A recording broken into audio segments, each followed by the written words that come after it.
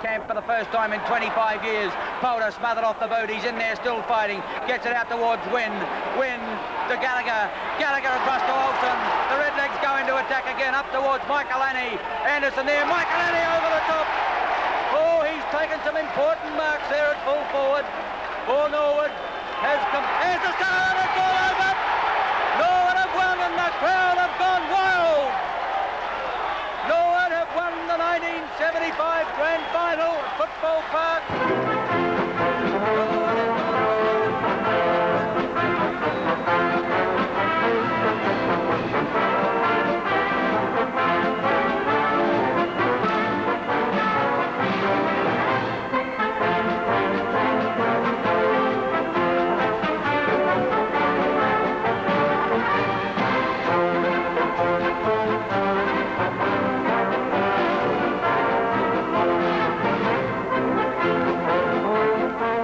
The end of the big drought, 25 years, coming to an end on the 27th of September 1975, and the coach in 1975, as he is now, Bob Hammond. Bob, I'm sure many people are still reliving that marvellous day.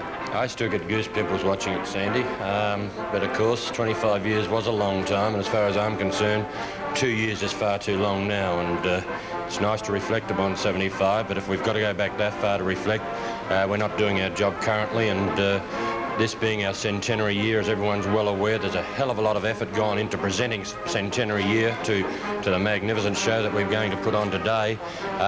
Now, it wholly and solely rests now back into the laps of the players and myself to produce something that is befitting of a club that's 100 years old and a club with the tradition that it's got.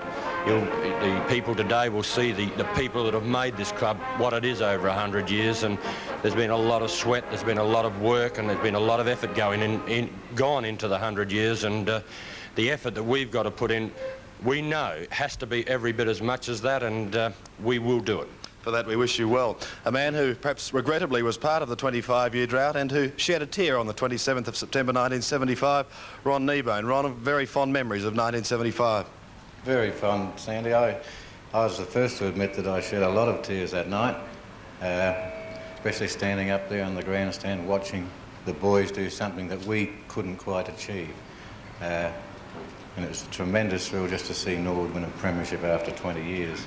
Another man who couldn't quite achieve it, but my word, he came very close on several occasions, none other than Alan Killigrew. Well, listen, I just got a kick out of that particular film there. I think that the beauty of football is that you can all share at some stage of the game in the extraordinary moments of winning a premiership, and that's what the game's all about, to win and to win premierships. 25 years is too long for a club like Norwood. I'm sorry we couldn't do it sooner, but I was real delighted for Bob and his boys that did. As Bob said, from now on, it's time for a newie. We're going to be meeting lots of personalities throughout the afternoon, celebrating Norwood's centenary, 100 years of football for the Norwood Football Club. But let's go back into the early stages of the Norwood Football Club and start towards the beginning. We've got some great names we're going to be seeing on this World of Sport special today, all to do, of course, with the Norwood Football Club throughout its 100 years. And three people who virtually dominated Norwood's best and fairest throughout the 1920s, and we'd like you to give them a warm red and blue-blooded welcome now. Would you welcome Wat Scott, Alec Lill and C.C. Daly.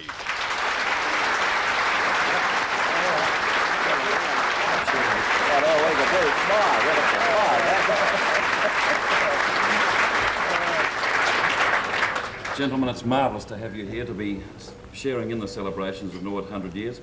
Just when we were talking then about the drought, it was interesting, Merv, that Wat said, and Wat, I think, probably Norwood's greatest player in its first 100 years, the only dual Magarey medalist that the club has had in its first 100 years.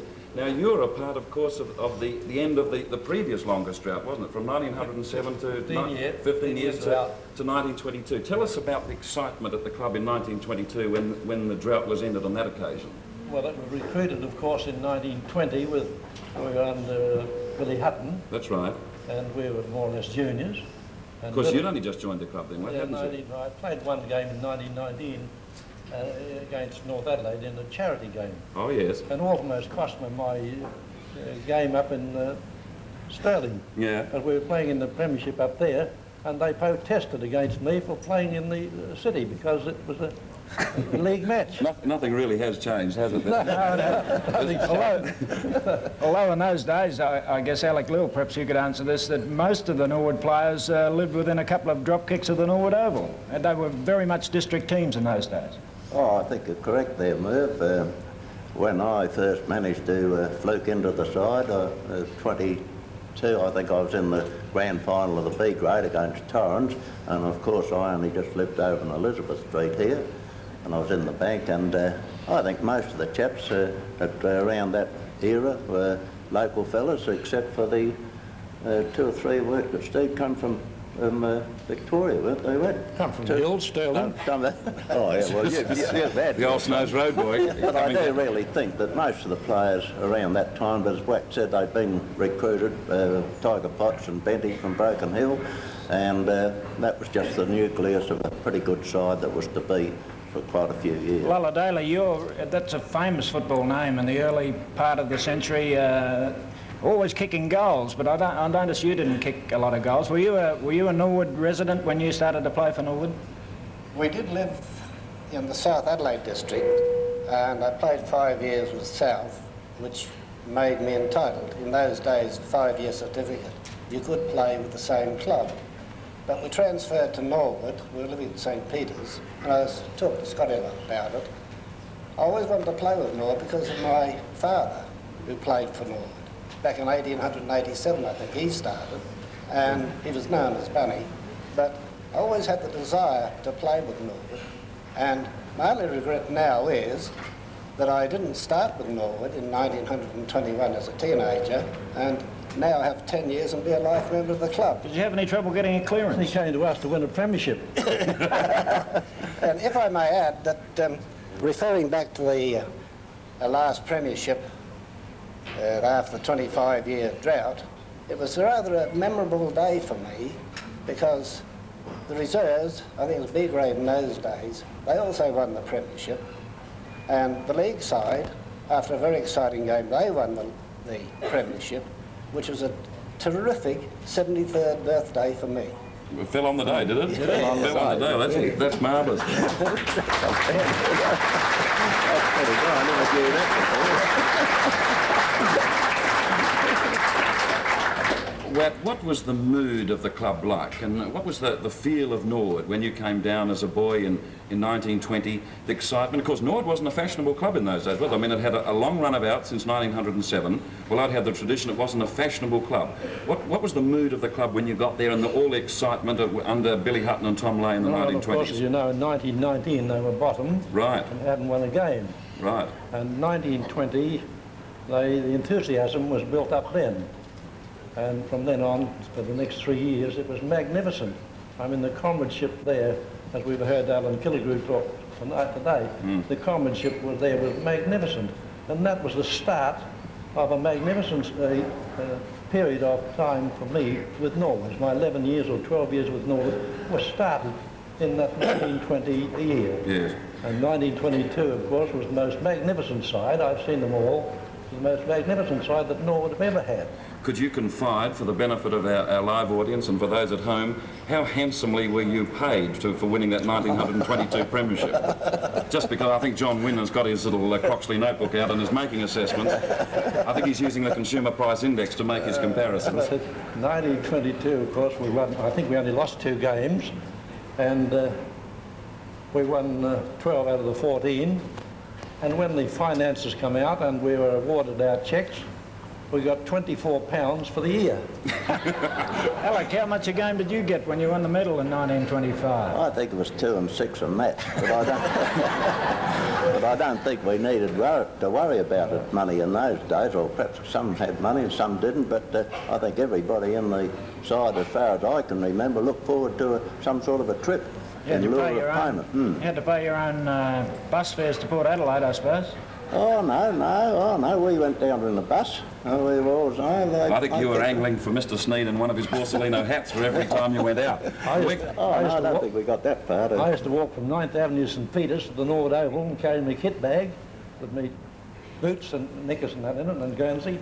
But you paid for yourself? Walk home And then when we were playing at Adelaide Oval, I'd walk along the river to the Adelaide Oval and then walk back again after the game was over. That's interesting while you're talking about kit bags, because just in a moment we're going to have a break. But there was a man here, a man who we love very dearly at the Norwood Football Club, and it's splendid that he's returned to full health. A man who captained Norwood in Tom Warhurst. Tom, of course, carried the bag of Alec Lill in the old days when he was training, and please welcome Tom Warhurst. And he'll be back in yeah, that's very uncharitable. Tom, it's great to have you here, and it's good to see you in good health, and I think everybody connected with Norwood is greatly relieved to see that you're back on top. Let's look back into those 20s and tell us about the days when you were carrying Alec Lill's kit bag to training. A delightful little anecdote. A long while ago, Alec didn't remind me of, but I know he remembered it. I was living in the savings bank on the parade where my father was manager and Alec was working there. At the time, I was 5 years of age, and of course Alec Lill was the man, as he always has been as far as football's concerned with Norwood. And sometimes he'd let me carry it down. I'd only just make it from the... It was heavy in those days, Alec. Do you remember you had boots up to your knees? Don't mention the long trousers, Tom. The long trousers, boots up to your knees, but they were great days, and they've always been great days. Not with the Alec Lills and the Wacker Scotts and the Lullas, but the younger brigade. And first McCullum was just reminding me that I was the patron of the club as he is, you know. He reminded me I was very rude to him one day. Because when I first started as a young fellow, I was 18, and Perce was my bodyguard. And you needed bodyguards in those days, just the same as you do today. And that was discreetly called a ruck shepherd or something, wasn't it? A ruck shepherd. I like that. You never played. They could use that in Sicily, couldn't they? No, you'd hardly call Neil Curley a ruck shepherd. But, a lot of people wouldn't know that in 36, we played on the Wayville Showgrounds. That probably, Mike, you didn't even know that. No, football was played on the sounds a little bit like Showgrounds. a Packer promotion, doesn't it? That was West Adelaide, my old club's home ground. That's right, yeah. West Adelaide's home ground. And it was the year that old Rowley won the cup. And Perce Mac said that I was very rude to him, but he was dashing through, and as he came through, a cheeky young fellow yelled out, "Look out, here comes old Rowley." So Perce remembered that, and I think that's typical of Norwood. You remember the little things that happen. Right. Where did you start? At half forward, didn't you? No, full forward. Full forward? Full forward, yeah. Did you get many goals? I was full forward, yes.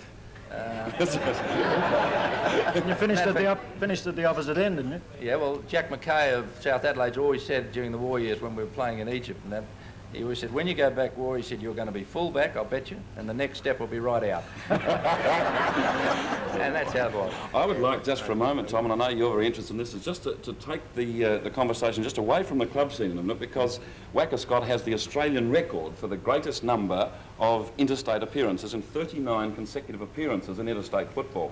Well, that is a colossal record.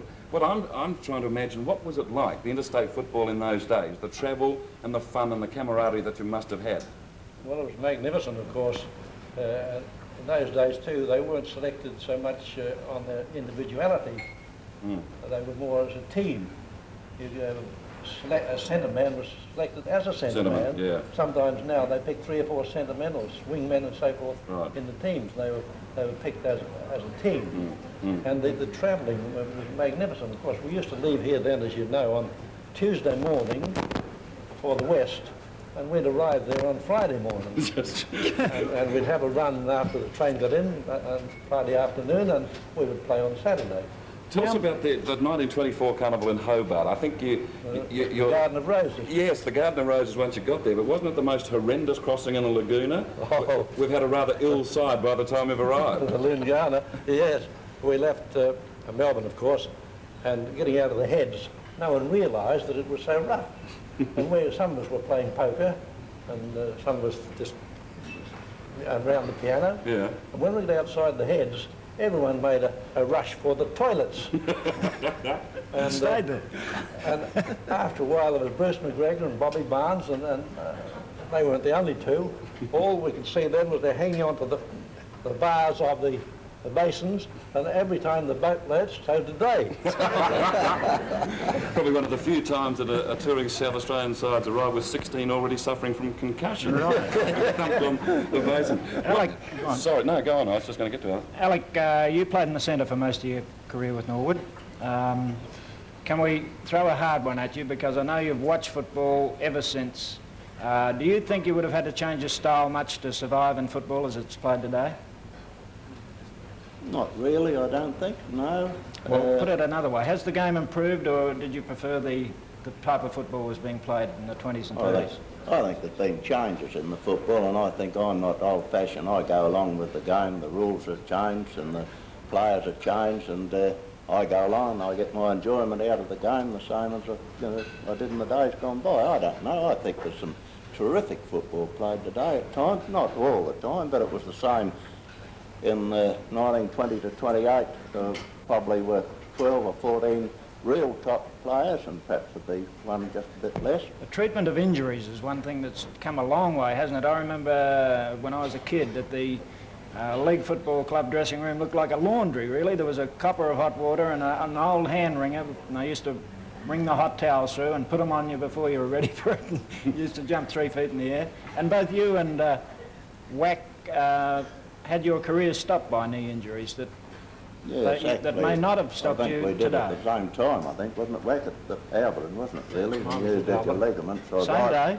Same day, actually, but I had done my knee previous to that. But talking about the attention that we got in those days, we didn't have so many injuries, really, in the early days that I never had an injury till I did my knee, not a real injury.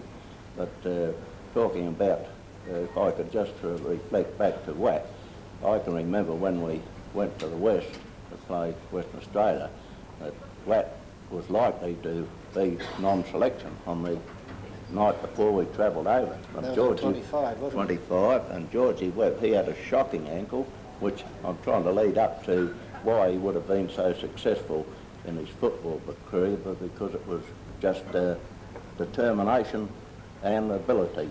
And he had this ankle, which nobody ever thought he would play, but he got through old Lempaloo, cut his boot, very cunningly, went out to train, and played probably one of the best games on the ground. You remember that, Wack, won't you? And we finished up being the first team to beat West Australia in Perth. Well, that's a remarkable achievement. That's rather interesting, that game. The first half, Watt and Alec, the three of us were there. We were in front, and we thought the umpire was doing a pretty good job. You know, even Stevens, and we were the better side. But during the second half, it was a complete switch, and came to the last quarter, the WA side had picked up, getting very close to the bell, and they had just got in front. And I can practically see the picture now. Alec Bent, of years gone by, somebody shot the ball to him, and he had it, running, and I'm guaranteed he ran 20 yards. I'm saying to myself, bounce that so-and-so thing, bounce it. Instead of that, he kicked it and kicked the winning goal, which was only a matter of seconds before that game finished. I don't know whether Watt recalls the incident, but it's one of those things. A marvellous conclusion to a marvellous match. And, of course, Lally, you've got a commitment this afternoon. You're bowling. That's right. In a final. And I'd just like to thank you three gentlemen, because you represent a great period in the Norwood Football Club, particularly in the halcyon days of the 20s. And I'm sure that Norwood as a club can identify greatly with the men that have served it with distinction in the early years. And thank you, Watt, and to Alec, and to Lulla Daly, the son of the great Bunny Daly, for being a part of our show today. And because it really is an exciting moment, the centenary of the Norwood Football Club. And in a moment we're going to be back, and we're going to move into another generation. We'll be talking with the great John Marriott and Doug Olds. Merv, I think it would be appropriate, of course, you know these eminent gentlemen, not only, of course, as a journalist, but you played against them. Right. Watched them cut me to pieces time and again, or cut West Adelaide to pieces. I think this era of Marriott's must have been the era of gentlemanly ruckman, because Marriott and Alan Crabb were playing at the same time, and I've never heard such professional or polished accents on a football field in my life. They always apologised after. Right, they said sorry, Merv. I think Alan's was definitely the smile of the tiger before he did something very dangerous. Now, Alan was one of the greatest ruckmen who ever played in South Australia, and one of the most fierce competitors I ever struck. And I think, without a doubt, he was the hardest man I ever had to beat in this state. Of course, John... I don't want to go any further than that. You might. You, of course, had Jack Oatey on a pedestal as a great man and as a great coach. Tell us something, and you too, Doug, tell us about the whole feel of Norwood with Jack Oatey, the mood that he created at this club. Do you want me to start? I think you might as well do. Well, I've got Jack to thank right from the kick-off.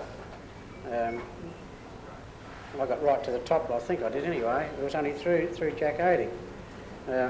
Did he recruit you to the club? You came from York Peninsula too? Yeah, I came from York Peninsula, yeah.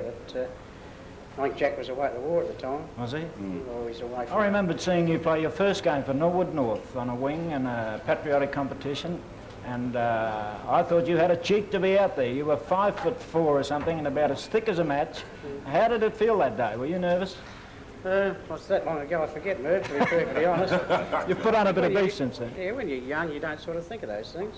How many games did you play, Doug? 214. 214. And of course, Doug is one of just the 4 who have played 200 games. I had the pleasure of playing with Doug when I was finishing 46, 47. And Doug, there's no doubt in my mind that you're the best footballer that South Australia and Norwood's ever had for your size and your weight in those days. I'm not referring to your weight now.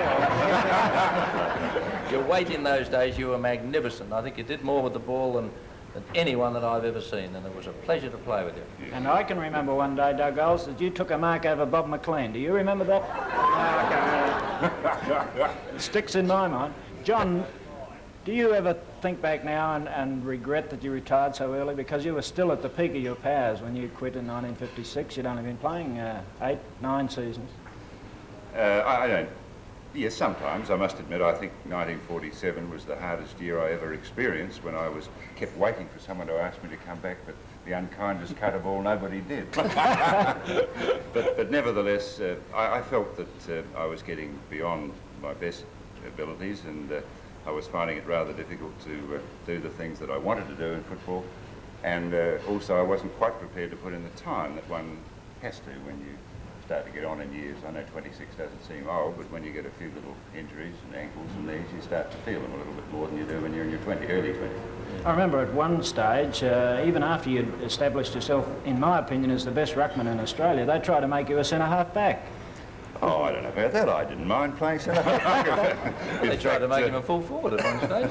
Yeah, I didn't like that too much. But I did enjoy very much those season and a half that I played at centre-half back. Well do I remember my first interstate game at centre-half back when I started off with the current Brownlow medalist, or the Brownlow medalist of the year before, Fred Flanagan, and then he went off injured at three-quarter time, much to my relief, and who should come on but the current Brownlow medalist, Ron Clegg. Did you fix him up too? Oh, I don't know about that, but yeah, I had a miserable time that day. John, you mentioned, you mentioned that you weren't willing to put in the time of training at the ripe old age of 26.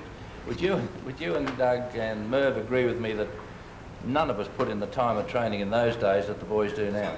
Oh, I think no doubt about it, Doug. Wouldn't you agree? No, I think they used to start training at Easter time or something, ready for the games to start, you know, about a month after. And now they train all the year round, don't they? Well, Tom, you're a case in point. You're not only an eminent Norwood and State footballer, but you also combined a very distinguished tennis career. You represented South Australia and Australia at tennis. Mm-hmm. Could you have combined those two careers with the demands that are placed on league footballers now? Oh, no. I don't think I'd have been allowed to either, because we used to finish tennis the week before league football started and have a couple of runs, and that was probably 2 more runs than Sam Gallagher had. And then we'd play in the first league match. Well, you just wouldn't be allowed to do it now. Tuesdays and Thursday nights was about the only commitment we had, and that was all. And this was done sometimes in a fairly desultory sort of a way too, wasn't it? Yeah. Sometimes Sundays you get caught. Oh, yeah. Doug, did you notice when you came back to coach the club in 63 and 64, did you notice the change from when you started with Norwood and then coming back into the 60s? You obviously had to develop a different attitude and a different approach just within that time. Yeah, well, there was a big change. I'll just quote one little one, or it's a big one. When we played, if you handballed in the back line, you got into trouble. But if you didn't handball in the days when I came back, you got into trouble. Right. So what happens if you weren't in the right place when Oatey handballed out of the centre? For olds. It used to happen time and time again. Yeah, well, not too many clubs would wake up to that, though. Well, gentlemen, thanks for being with us, and we'll be back in just a moment. Of course, we're going a little further forward, Merv, into probably the most colourful era of the Norwood Football Club with the charismatic Alan Killigrew. Nights, on Thursday nights, that you used to spend with Alan Killigrew when he was here at Norwood. Tell us a bit about the colour of Killer in the office. He bowled leg breaks, in fact, didn't he? Killer and I were on the first ever TV football team show. Don't date us, Merv. Like, you might look your age, but... What a night that was. At one stage, Killer and I got lost behind the boards that were displaying the team on. What about the names? Like when I start to strike some of these country names... You used to have a bit of trouble with McScalliac. I had a lot of trouble with a lot of them. Merv used to spend about half an hour introducing me to the correct pronunciation, and I'd immediately go out and forget it, and then throw over to Merv, you know. Could have been fascinating. Could have done a seminar with Doug Thomas. Yeah, talking about those talks, we used to sit for an hour after the show in the car, and Killer just used to talk. I just absolutely fascinated just listening to Killer talk football. He was picking my brains all the time. He just started with Norwood, and he's trying to find out everything about all the other clubs. But Killer would just still like to be coaching. Yes, I would love to coach, but there's no envy. When I watched that film before and with Bob Hammond, I felt happy for Norwood, and this is the last thing in the world is I don't urinate in people's pockets. It's just not my bag. It never has, and it never will be. But I felt good and warm. You shouldn't say that and then the next moment say you feel good and warm. It's ridiculous. No, to be in it was good and warm. That was great for Norwood, but that's true. You were in touch with what was going on in football. It was our business to know the moods, the various weaknesses. I've always said this about football clubs. If every player would tell you the weakness of one opponent, then you've got 18 avenues to exploit. Can I tell a little story? Go for your life. Alan Killigrew, this is your life. No, well, gee whiz. Come on. I'm shy. Well, this concerns Neil Curley, whom I have a great admiration for as a man and a footballer, and especially because he's pulled himself right from the gutter, right up to be a somebody, and in football, he's a somebody. And when South Australia played Victoria in the 1966 Carnival, it's Let's Remember Football Night, but I was in the fortunate position of coaching Victoria, which gave me a great number of players to play with. Now, South Australia were pretty pepped up and were spot on beating us. And Curl came out, and about the first 10 minutes, like he's gone swish, bang, wallop, down goes Bert, down goes somebody else, and he's fixed up right and proper like three of our real good, dangerous players. So I send a message out to Whitten. I said, lean on him. And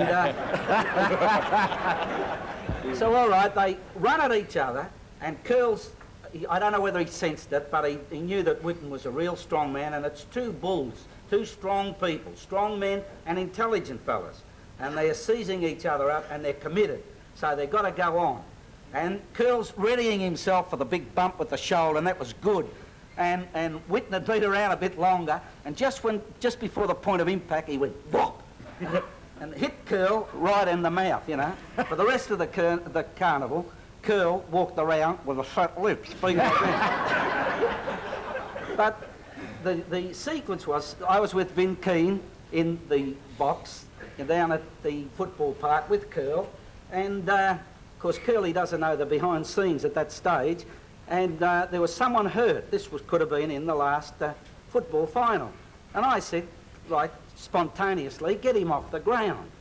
And Curly said to me, do you mean like lay on him so that he's hurt more to get him out off the scene? I said, my very word. I said, like you're playing for keeps. And Curl said to me, did you tell Whitten to hit me in the mouth? You know? And the moral of the story, if strong men like Curly remember it 10 years after, it's pretty effective. To Jerry Harrison. Jerry, you played a lot of football under Killer. Tell us what it was like to play under him, the charisma of the man, the magnetism. What was it like to want to commit yourself for the club and for Killigrew? Well, it was certainly a lot, Mark. That's dead right. I started football under Alan's direction and coaching. He's talked this morning about a particular word, love, which, you know, really came home or came back to me. The adrenaline started to flow again once more. There was a sign used to be up in the Norwood club rooms that there was nothing ever great achieved without enthusiasm.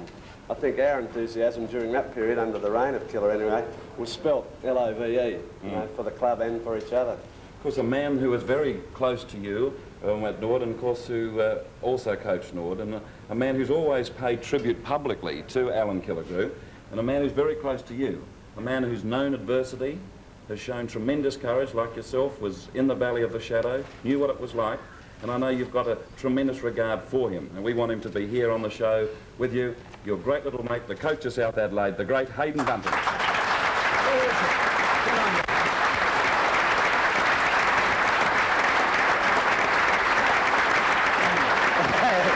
Back in your hand.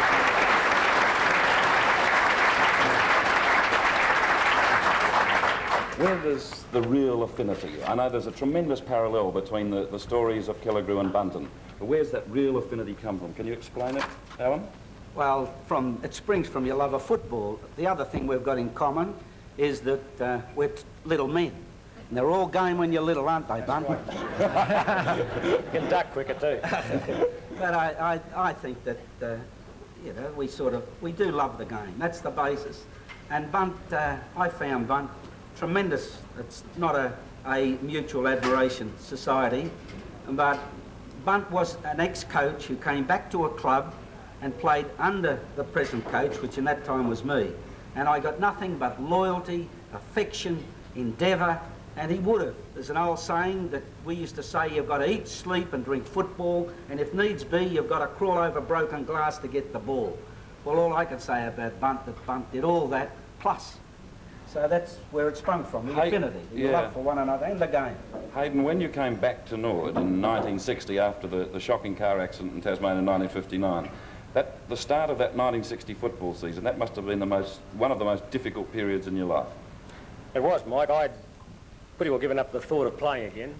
And I think my future from there on was in the lap of fate, and the fate's name is Alan Killigrew, because it was Alan that brought me back here. I was just floundering around in Melbourne and probably not looking at playing again. And Killer said, come back to Adelaide, he said, to your old club and start there and see where you go from there. And well, as I said one night here not long ago, that I don't think I'd ever guarantee any player games. Not many coaches do, but Killer guaranteed me games on that occasion. He said, you can have 3 games. See, you go in 3 games. Yeah. I think he gave me 4, actually, to settle down. Well, could I just tell a story, mainly to sort of break it up a bit, to stop Bunt rapping me, although I love it.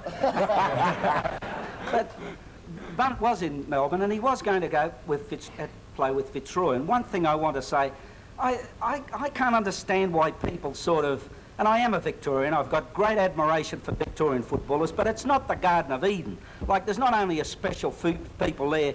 I reckon of the side that I had here at Norwood, I reckon 15 of them would have got games in Melbourne, and Vivian and Aish and these, and Kneebone and Bunce, they'd have established themselves in Melbourne on their ear.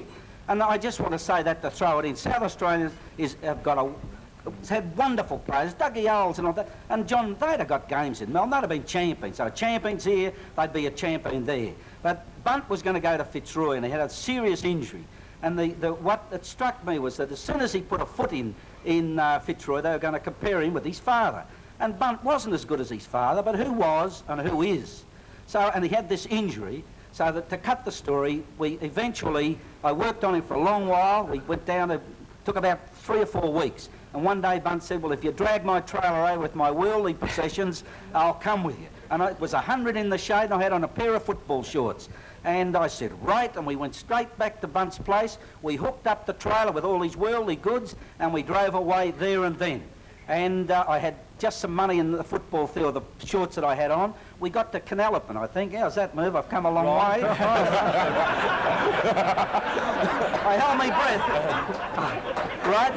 And I said to Bunt, I'm cold. No, we'll have a cup of coffee. We went into this little cafe, didn't we, Bunt? Yeah. And I walked over, and then when I come out, I had a station wagon, and I was cold. It was about 4 o'clock in the morning, wasn't it?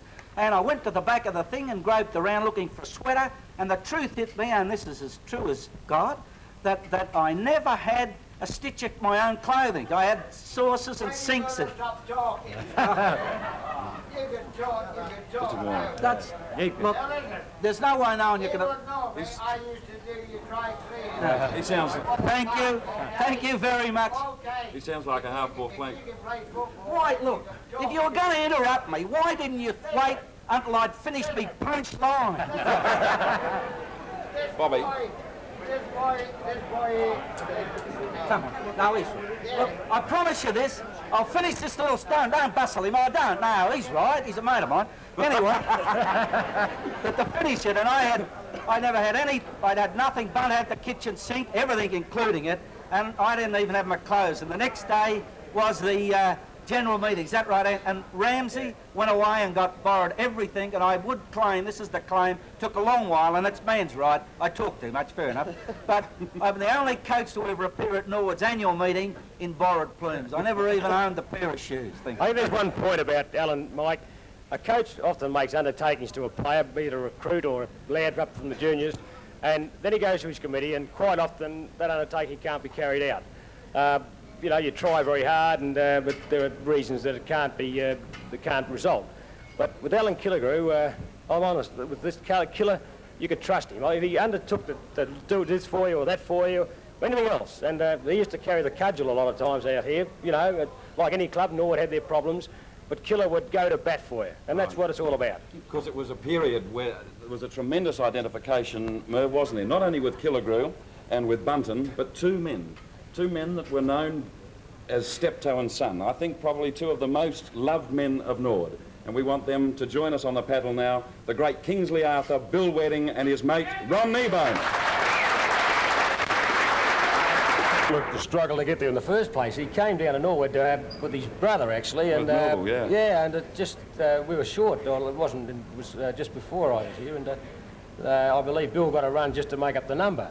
And Bill, you know, had to come back the next week with his boots and hopefully get another game, and I think he just scraped in then. And Bill had the battle, and the two of them finally really made the grade when they were both sitting on the bench in the 1957 grand final.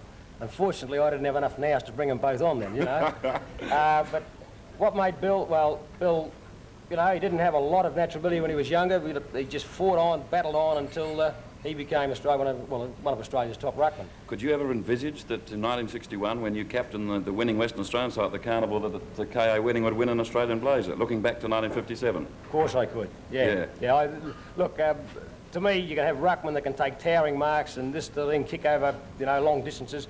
There was nothing wrong with Bill's mark and nothing wrong with his kick at all, but you know, Bill just had a heart that kept going. When someone like Curly would step on his toe, Bill would, you know, push him aside and say, please, you're not on that toe, you know, it's sore from the last time. But no, Bill gave you an armchair ride, really. You know, let's face it, I wasn't the quickest of players to get out of tight situations, and Bill would always put the ball just so far out that I had every chance of getting there. Of course, Wedding and Kneebone, of course, the great mates for so long, and of course there's some delightful stories, Bill, and Ron. I can always remember Johnny Cale. He was telling me only quite recently, Alan, said it was at a game in Perth. And you can just see it, can't you? Cale, Curly, Eustace and co sitting up at the back of the bus. And Wedding and Kneebone are the last two to emerge to go down for training. And so Cale and Eustace have organised a book to see who will be in first. And after you, Bill. No, I insist, Ron. After you. Bill. No. No, Ron, after you. And there's money changing hands frantically down the back of the bus. Well, this great mateship, which was such a feature of your time at Norwood, how did it come about, Ron? Well, I always thought that they called Bill Steptoe and Son with me because I was young enough to look like his son.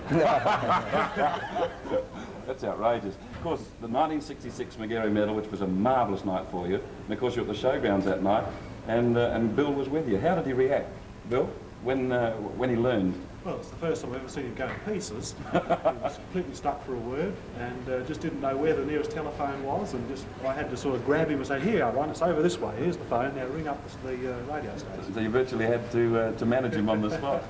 Well, I think anyone who wins a Magarey Medal would be just so swept by it. Right. And Ron he had, in his opinion, no hope. And so he went to the Royal Show thinking, well, there's no hope for me and I'll just go to the show and have a good night. Well, he won the Magarey Medal. I mean, that sort of speaks how humble the man is and how he considered that there was no hope at all. So when he was actually informed by several people of the public at the show that he'd won the Magarey Medal, he thought they were just skylarking. But when it came thicker and faster from more and more people, he thought, there must be some truth in this. I don't think Joan ever forgave you, did she, for going to the show that night? No, just before we left to go to the show, she said, look, love, don't go. And I've got a funny feeling that you might win the Magarey. And I thought, oh, come off it. Because the only other one that I could remember was our president, Bert Balderstone.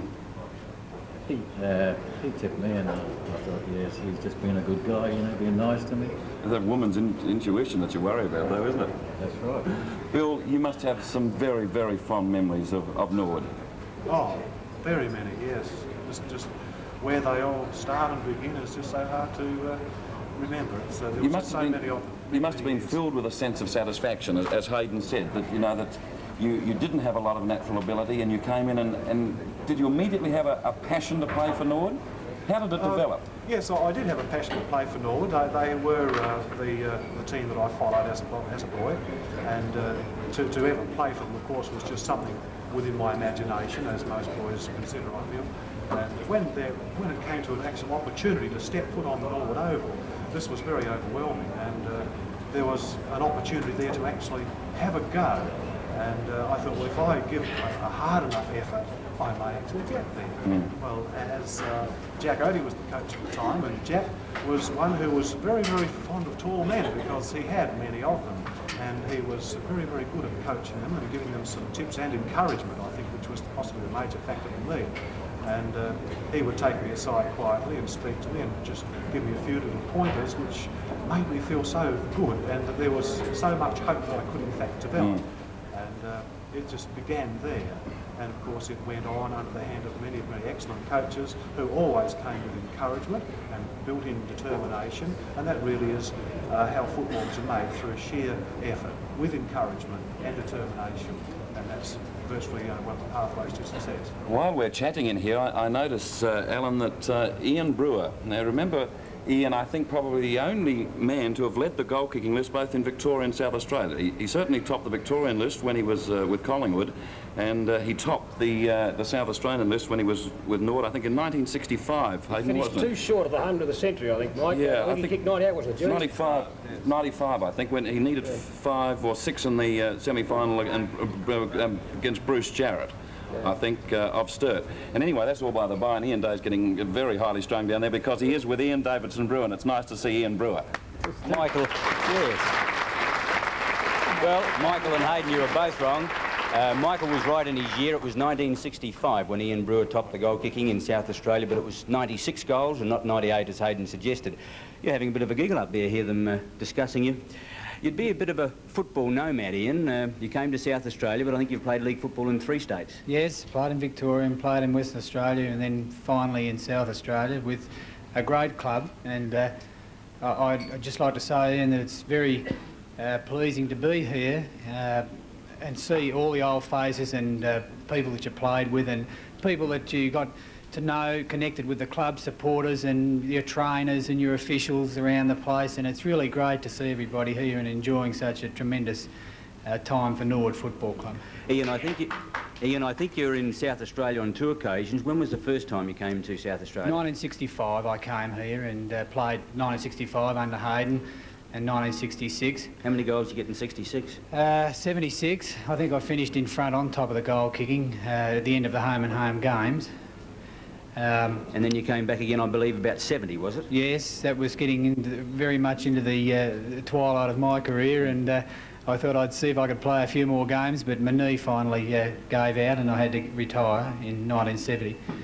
And you're nice to be back here in South Australia enjoying the Norwood Centenary. Oh yes, it's really tremendous, and I must say that it's so good to see players that you played with looking so well and keeping themselves in tremendous condition, and you know, I look up there and look at Ron Kneebone with those massive arms of his, and Ron was the first person I played on in South Australia in a practice match here in the Norwood Oval, and you know, you usually get out on the ground and you have a little bit of a sly look at your opponent, you know, size him up a bit, see what he looks like, and I thought, boy, I've struck something here in Ronnie Kneebone. Ian Brewer, nice to have you back. Back to Mike Cowd.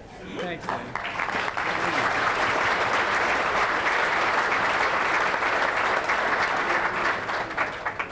Good, Jerry, isn't it, to see some of your old mates you wouldn't have seen in for a long time. But of course, now you're with us, you must have some marvellous little snippets concerning Big Bill and Ron. Well, I think these 2 guys were certainly 2 of the big names during the early 60s anyway, in Alan Killigrew's era. And I think they were probably remembered so much because of the penetration that they used to give the side. We looked to these 2 fellows for the movement, if you like. Big Bill thumping the big ones in those days from the centre bounce and opening up the forward line, and there was always that great big fellow at centre half back streaming downfield and putting big drop kicks from about centre half back into the goal square. I think these were the type of things that are synonymous with games of, I think it was 60 or 61 or 62, when Norwood, on about 3 occasions, I remember on the Norwood Oval, having to storm home in the last quarter to kick 10 to get up, and these were 2 of the guys that, you know, always used to give us the leadway. I'm glad you mentioned that, because that, Killer, was the pep pill era. There was these sensational allegations, weren't there? There was in about 3 successive weeks. I think I recall against Port, against Glenelg, and then you did it in the first quarter against South, I think, 10 goals or more, and there was allegation of pep pills, and you were shocked, I think, at the time, nearly to the point of being speechless. Not quite that bad. No, it wasn't quite that bad. Well, Big Bill had an extraordinary ability to play particularly well in the last quarter. I believe that he believed the sight that we gave him about people not being able to, they could jump against him for 3 quarters, but in the final quarter, his natural advantages, like his height and plus the length of his arms, would make it impossible for them to compete as successfully with him. Now, I don't know, and only Bill would answer this, but I believe that he believed it. And they used to bounce the ball, and you can believe this or not, but one day at Port Adelaide, he hit the ball from the centre of the ground, and the full back cleared it on the bounce. Now, you know, they bounced the ball, and Big Bob, and Big Bill, he said to me once, he said, you know, I'll do as you ask. He said, and I loved it. And he said, but when I smack that ball, it really hurts.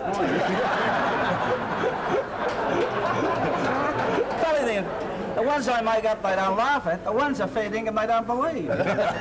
But he also, and that's true, you remember the left-footer bunt? Yeah. The big fair-headed bloke used to knock everybody over, played for Port Adelaide. They all knocked people over. But he was especially good at it. Big Lloyd, wasn't it? No. Alloway. And the ball certainly bounced and run, and he cleared it. Can you remember that? Yes. Oh, good on you. One of my friends from Gawler actually went down with a tape measure for that match, and he measured the punch to 62 yards. That's true. I'm so happy. I'm telling all over Australia, I think I'm telling lies. I would think that the man who captained the Norwood side on that occasion at Port Adelaide would have been a man who I know means a lot to all of you here, and he's with us in the audience, and that is Peter H.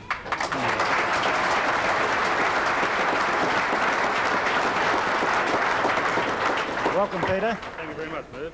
You were a really big name in those Norwood sides from the 1950s into the early 60s. You played with Killigrew. Are all these stories he's telling today true? Every one of them, Merv, every one. I'll go along with everything you say, Alan. Good on you. And incidentally, you earned a reputation as being a bit of a rebel in the club in the mid-50s. What was that all about? Well, I noticed recently in the book that was just published that we've been mentioned in dispatches, but yes, there was a time when we hit the print at one stage. Stay out of politics, man. That's right. What was the biggest moment in your career? Was it that 1961 grand final against West? Yes, I had intended for that to be my last year. I thought we were going to win that, you know, before the game started, but I think the lead up to it, the preliminary final, the semi-final, and of course the day, the temperature I think was about 38 degrees. It took its toll. It wasn't Celsius in those days. It was 95. It took its toll, and unfortunately we went down to your old side. That's right. Was that the only grand final you played in? No, I participated in 2 finals. The other one was against Port Adelaide on the Adelaide Oval, and we 1955, wasn't it? That's right, yes. And what's the story of that day? Oh, they were just too good a side, Merv. They were set, they were geared up to win.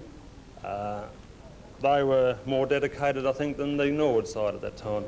How many years and how many games did you play for Norwood? 10 years. I notched the 10 years, got the life membership, and 162 games. Mainly where? Mainly in the back lines, Merv, from centre half back to full back, and then it was outside the fence from then on. In the last 3 years you were captain? That's right, yes. Alan gave it away in 61. I thought it was good enough for Alan, it's good enough for me. Thank you, Peter H. Back to Mike Coward. Thanks.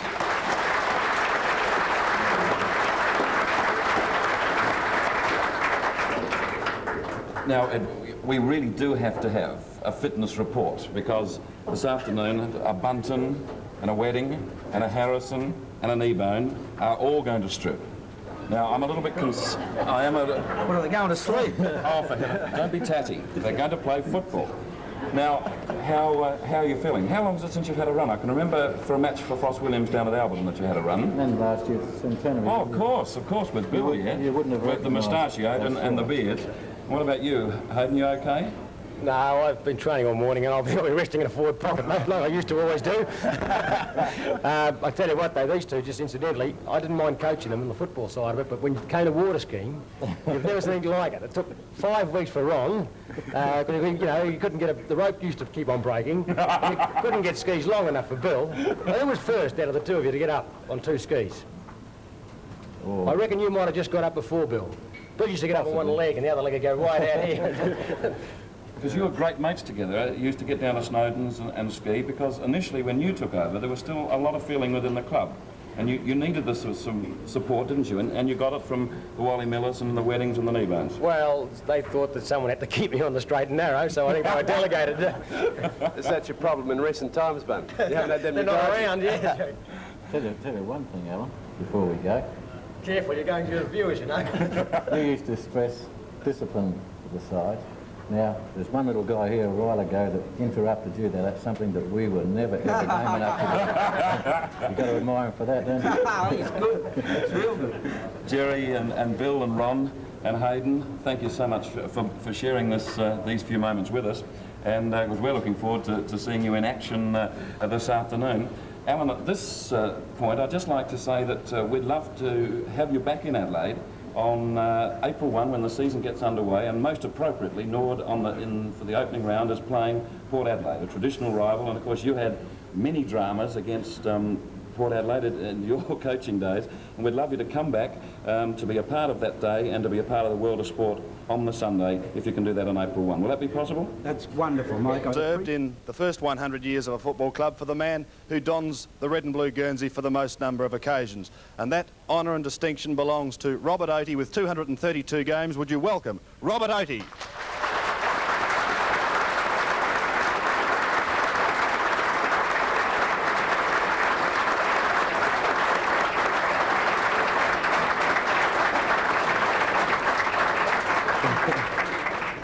.232 games, a lot of hard yakka there. Robert, you played with Norwood and you coached with Norwood for a long time. You left the club in difficult circumstances.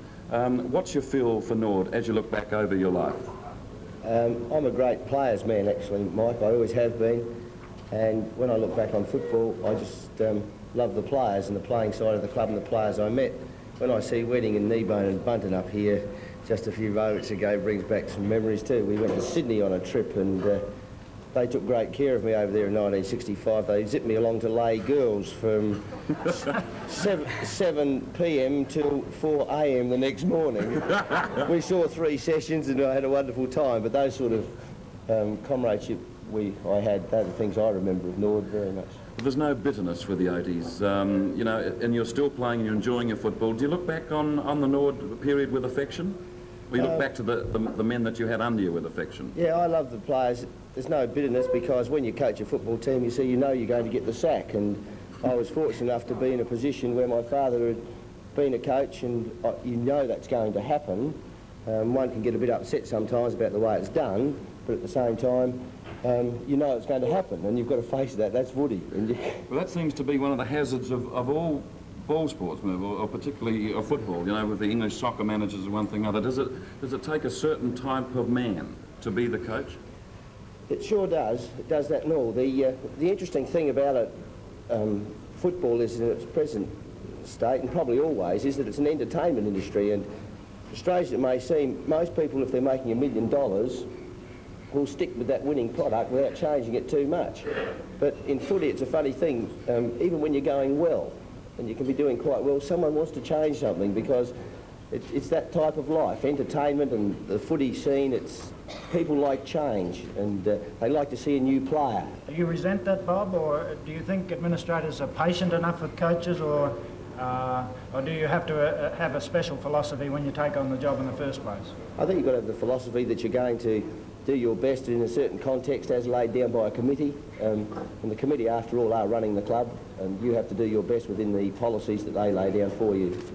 Bob, the Oatey name is a football legend in South Australia, and both you and your father are recognised as some of the shrewdest brains in football, but you've both got fairly strong wills. Now, it's rather like sitting around the tea table, I would imagine, you discussing football with your dad, like the immovable obstruction versus the irresistible force. How do you discuss football with your dad? Do you get on, do you agree with his views, or do you have minds of your own? Oh, well, yeah, I agree with his views sometimes, and he never agrees with mine, it seems that way. Particularly when you're younger, you always feel like that. I think about your parents quite often. You know, he's always questioned very strongly anything that we boys have put forward, and that's been good, and that's what's made us so strong in our opinions too. I think we develop an opinion because we've been taught to think about it fairly carefully before we make an opinion. When you decided to take up coaching, did your dad actually help you at all, or did you just go your own way and that was it? No, I went my own way. I've been very fortunate in that respect, and I made mention of it last year at Unley when I played my 300 games quite openly, and I've been very fortunate in that my father has not interfered with my football. He let me go, he let me play. He wasn't there standing on the boundary line waving a flag for Robert Oatey. He supported me and wanted me to play, but he's never stood back there and wheeled a barrow for me. I think sorry, just for a moment, just while we're there, it's very much like Jack's father, your grandfather, and Ted Oatey, who played with both Torrens and Port Adelaide. He was very much the same, wasn't he? He always encouraged Jack to play, but he didn't push him into any clinic-type situations, and Jack didn't push you or Peter into any clinic situations. No, it's an interesting situation because Dad gave up coaching in 1961 when I started playing, but never made mention of why he gave it up, and never has to this day. No. And back in Grandpa's time, Grandpa gave up playing apparently, so that Dad could actually get a game for Maitland on the York Peninsula, but never mention it, you know. Yeah, right. Double-barrel question, Bob. Would you like to get back into coaching, and if you did, do you feel you'd be a better coach this time around? Well, there's only one thing that makes a good coach, Merv, and that's winning. And you've got to have a go to be a winner. I like coaching, but I've become very happy at school at the moment. I've got a very challenging school I work for, and I enjoy myself very much there. I have a senior position on the staff, which I enjoy very much, and the staff themselves. Robert, thank you so much for being with us, and you'll be, because I know you're interested in the history of football, and particularly the Norwood Football Club. In just a moment, we're going to be speaking to a man who in 1907 played 4 games for Norwood. He was the Ducks of St Peter's College in 1907. He came out and played in a semi-final, then he played in the preliminary final, and then he played in the grand final. And then a week later, after playing in the winning grand final side, he played in the Norwood side, which won the Championship of Australia against Carlton in 1907. And he's come all the way to be with us today. He'll be 88 in March, and which is this month, and it's wonderful to see Mr. O.J. Oswald Murphy with us today from Tumby Bay.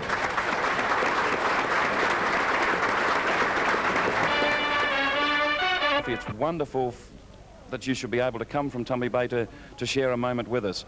Just tell us about the excitement of 1907, a premiership and then the Championship of Australia. What can you recall of that day?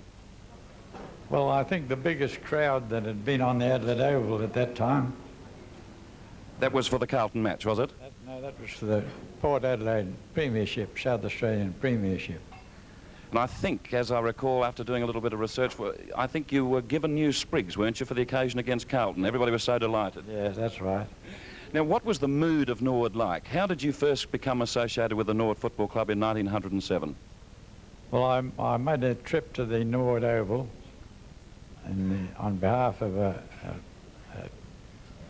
student at St Peter's College who liked to have got a game for Norwood. The 2 of his mates, Fred LeMessurier and R.G. McHale, played for North Adelaide while they were still at college. Right. I called in at the Norwood Oval, struck Jack Woods, and he insisted on me tying on a Guernsey. So that was my start.